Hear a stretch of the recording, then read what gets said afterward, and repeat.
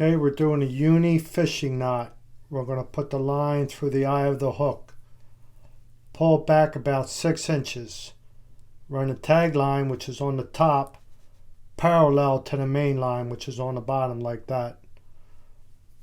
Now we're just going to form a loop on the bottom, like that.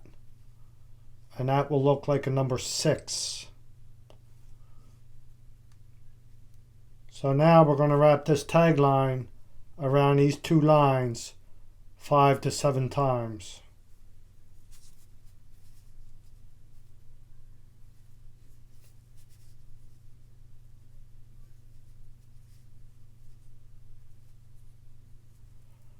Once you get your wraps, you're going to wet your fishing line.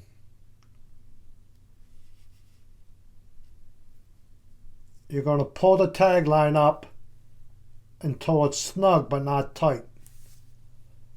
Once you get it snug, you're going to pull that main line down like that.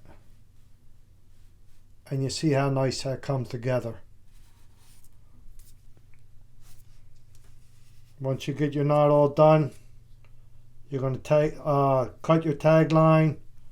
Going to leave about 1/4 inch.